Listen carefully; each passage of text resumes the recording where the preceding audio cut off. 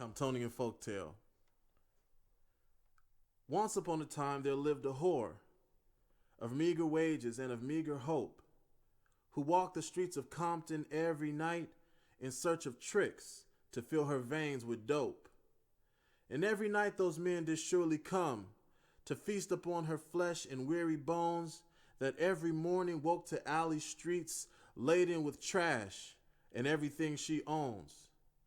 She, like the rest of us, hated her job and took no joy in work, derived no thrill from letting men deposit wasted seeds into a womb no child would ever fill.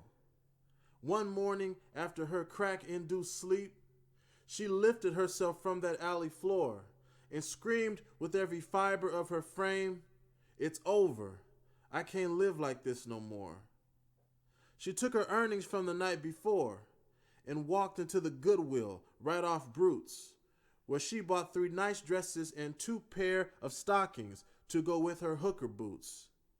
She got dressed, combed her hair, and greased her scalp, then walked right into Mom's Cleaners on Hyde and said, "The sign outside says you need help. My daddy owned a cleaners before he died.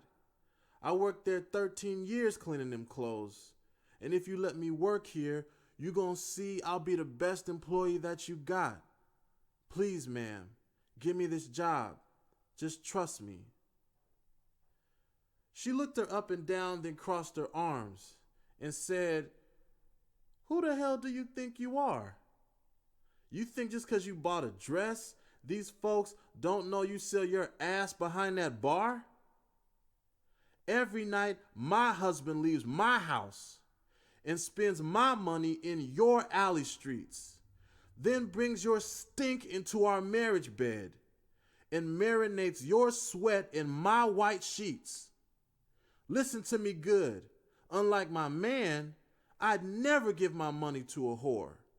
I'd slit my throat before I'd ever let a tramp like you work in my goddamn store."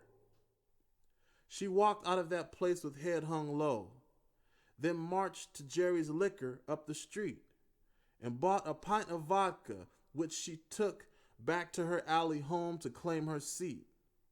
And there she sits today, her dress still on, a mound of broken flesh and broken hope, who waits in Compton alleys every night for tricks that she might numb her pain with dope.